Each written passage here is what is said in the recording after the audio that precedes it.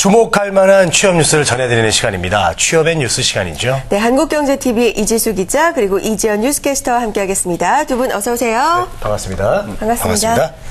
자, 이지수 기자가 준비한 소식부터 들어보죠. 네, 면접은 당연히 채용에 있어서 가장 중요한 단계 중에 하나입니다. 그런데 요즘 이 면접 트렌드가 바뀌고 있다고 하는데요. 이 소식 전해드리고요. 한 가지 소식이 더 있습니다. 내년부터 고용창출 투자 세액공제를 적용받게 되는데 문화시설에 투자할 때도 이 세액공제를 받게 됩니다. 도서관과 박물관, 미술관, 공연장이 그 대상이 되는데요. 자세한 소식 잠시 후에 전해드리겠습니다. 네, 이지수 기자가 오늘 두 가지 내용 가지고 왔는데요. 잠시 후에 자세하게 들어보도록 하고요. 자, 네. 이지연 캐스터가 준비한 내용도 들어볼까요?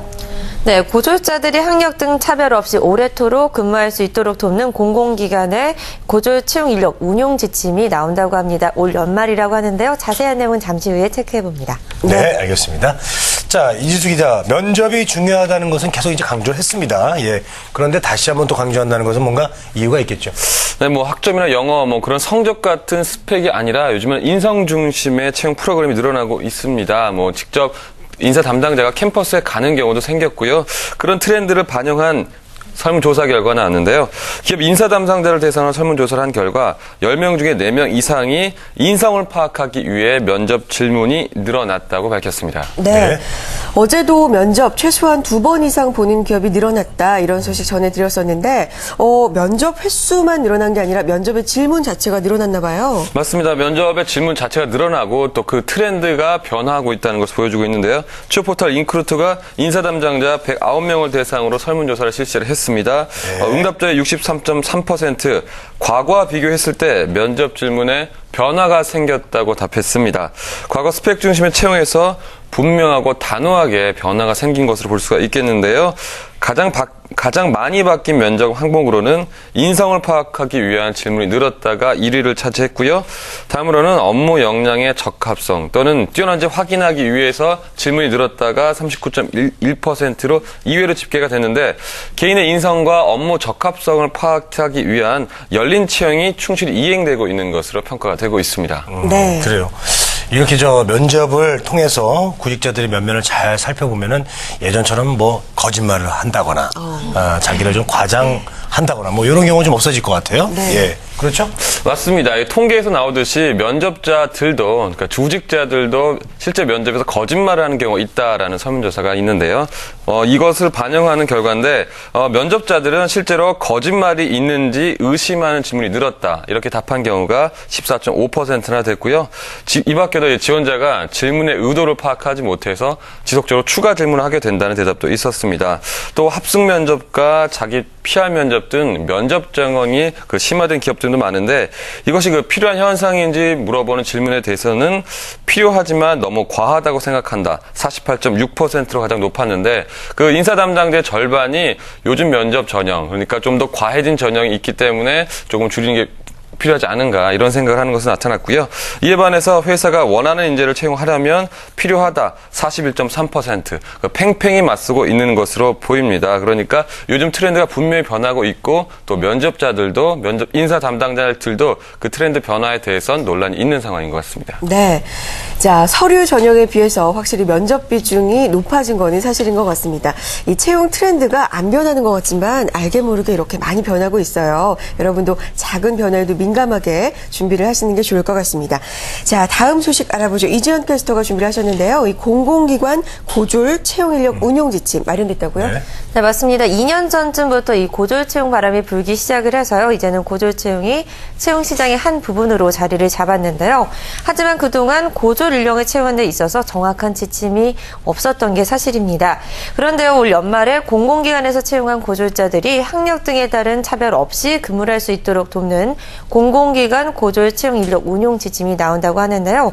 지금까지는 스펙 초월 채용을 통한 고졸자 채용 확대에 중점을 뒀다면요. 이제부터는 이번 입사를 이미 한 고졸 출신 직원들이 안착하는 방안을 모색하겠다라는 것으로 풀이가 되고 있습니다. 네. 그렇습니다. 이거 뭐 진작 나왔어야 되는 얘기죠.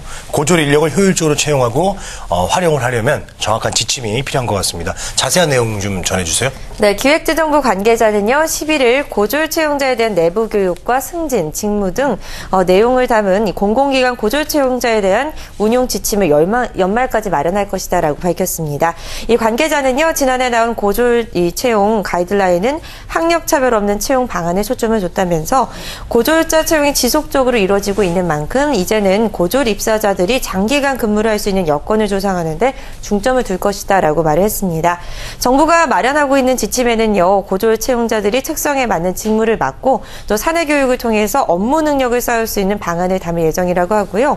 또 승진 등에서 이 학력으로 인해서 사내에서 차별받지 않고 근무할 수 있는 여건을 조성할 계획이라고 합니다. 네. 네. 자, 맞아요. 고졸자를 뽑는 게 중요한 게 아니라 말 그대로 안착을 해서 그래요. 오래 일을 할 수 있도록 돕는 게 중요할 텐데, 자, 이번 지침이 차별 없는 근무 여건을 만들어서 지속적으로 일을 할 수 있도록 도울 수가 있을 것 같습니다. 자, 듣고 보니까 고졸자 여러분한테 꼭 필요한 지침이 될 것 같은데요? 네, 맞습니다. 기재부는요, 외부 용역을 통해서 고졸 특성에 맞는 직무도 발굴을 했는데요. 발굴한 고졸 직무로는요, 회계 부분의 결산과 정산, 그리고 자산 관리 등을 비롯해서요, 총무 부분에서는 총무 지원과 차량 시설 관리, 비상 동원 관리, 그리고 인사 부문에서는 인사 운영 지원과 급여 복리 후생, 그리고 인사 데이터 관리가 있었고요. 또 홍보 부문에서는 언론, 매체 홍보, 사진 제작, 그리고 서무 출납 등의 업무가 발굴이 됐습니다. 또 이런 고졸 직무 발굴을 위한 노력을 계속해서 이어질 것을 보이는데요. 정부는 이번 지침을 통해서 공공기관들이 각 특성에 맞게 고졸자 직무를 좀 찾도록 하고요. 관련 내부 규정 고치도록 할 계획이라고 밝혔습니다. 네.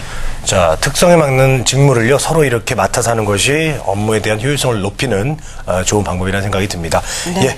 자, 앞으로 이제 고졸의 어떤 그 체계적인 좀 고졸 채용이 좀 기대가 됩니다. 네, 앞서 정부는요, 지난해 7월 이 공공기관의 고졸 채용직에 대학 졸업자가 입사 지원을 할 수 없도록 또 방침을 마련을 했고요. 또 성적이 우수한 고졸자만 지원할 수 있도록 했던 자격 제한도 없애는 만큼 이런 내용을 담은 공공기관 고졸 채용 가이드라인을 마련한 바가 있습니다. 이를 통해서 295개 공공기관은요, 올해 2,512명의 고졸자를 이미 신규 채용했거나 남은 기간 동안 채용을 한 방침인데요. 하지만 내년에는 고졸자 선발 계획 인원이 1,937명으로 올해보다 23%가량 줄어들 것으로 예상이 되는 데다가 특히 새 정부 들어서는 시간제 일자리 확대를 강조하면서 이 고졸 채용의 몫이 질 낮은 일자리, 시간제 일자리를 분사되는 거 아니냐 이런 지적도 나오고 있는 상황입니다. 이에 대해서 정부는요, 시간제 일자리 같은 경우는 경력 단절 여성의 일과 육아 병행, 이 점진적 퇴직 등을 포괄하는 채용 계획을 제시할 것이다라고 얘기를 했고요. 이와 별개로 고졸 채용을 확대할 것이다라는 내용을 입장을 밝혔습니다. 네, 오늘은요, 고졸 출신자 이 직원들이 안착할 수 있도록 돕는 고졸 채용 인력 운용 지침이 마련될 것이다라는 반가운 소식 살펴봤는데요. 고졸자들을 위한 별도의 채용을 유치하고 또 늘리는 것도 중요하겠지만요, 학력으로 인해서 뭐 승진이나 처우에 대해 차별을 받지 않는 근무 환경을 만드는 것도 그에 못지않게 중요할 것 같다라는 생각이 들었습니다. 네. 자, 고졸 채용 인력 운영 지침 반가운 소식 들어봤습니다.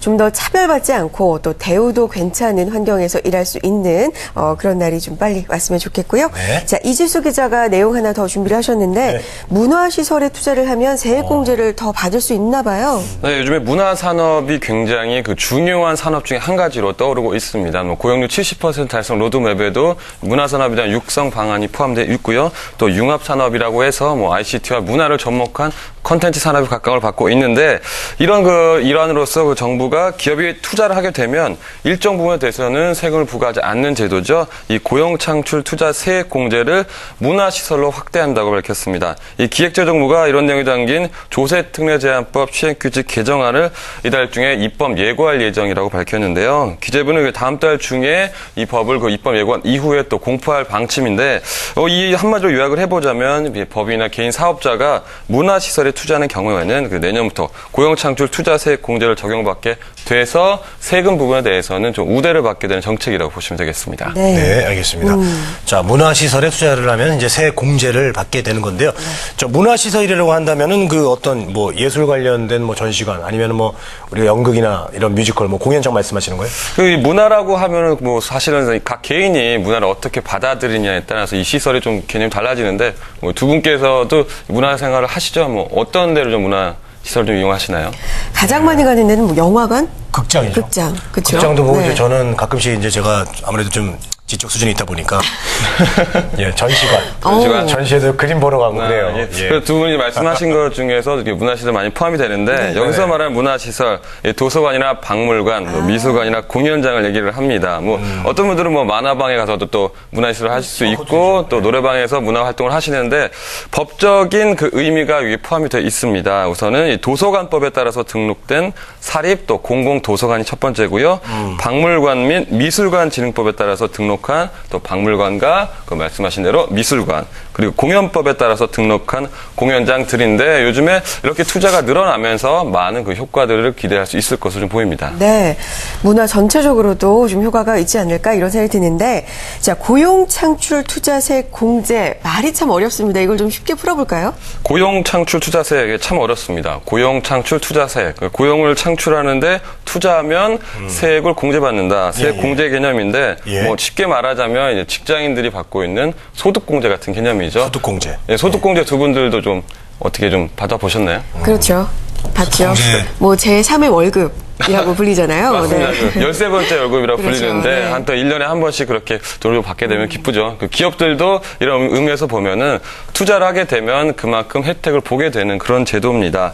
그러니까 이제 법인이 투자한 금액에 대해서는 일정 부분의 그 세금을 부과하지 않는 제도인데 개인 사업자가 사업용 자산을 이 문화시설에 투자하는 경우에는 투자 금액의 4에서 7%를 그 법인세나 소득세에서 공제를 받게 되는 건데 뭐 원래대로 하자면은 100%다 그 소득세와 법인세를 물어야 되는 부분인데 이 부분에 대해서는 그 문화시설에 투자한 금액에 대해서는 그 4에서 7%는 그 세액에서 공제를 하기 때문에 기업들이 그 투자를 더 확대할 여력이 생기는 건데 이 고용창출 규모에 따라서 그러니까 그 문화시설에 투자를 하고 그 문화시설이 고용이 좀 늘어나면은 추가로 또 3%의 공제를 더 받을 수 있다고 합니다. 이 세액 공제 제도가 이제 내년 1월 1일부터 개시가 되는데 그렇게 되면 이제 기업들이 내년도 투자 목표를 세우는데 올해 연말에 그 투자 계획을 세우겠죠. 그런데 이 제도들을 좀 반영을 할 수 있을 것으로 보이는데요. 이렇게 기업들이 투자를 더 하게 되면 그 문화시설 자체가 좀 발전하는 경우가 있고요. 또 그렇게 되면은 문화나 시설에 또 고용이 더 늘어나는 그 효과도 또 있고 일석삼조가 효과가 또 있는데 또 그 국민들이 좀 더 문화시설의 접근성을 더 크게 할 수 있다. 이런 일석삼조 효과가 있을 것으로 기대가 돼서 이 고용 또한 늘어나면서 여러 가지 부분에서 좀 혜택이 되는 제도가 아닌가 이렇게 생각이 됩니다. 네. 자, 문화시설 투자로 인한 세금 공제 소식까지 들어봤습니다. 정말 일석삼조가 됐으면 좋겠네요. 자, 취업의 뉴스 오늘도 다양한 소식들 살펴봤습니다. 한국경제TV 이지수 기자, 이지연 뉴스캐스터와 함께했습니다. 두 분 고맙습니다.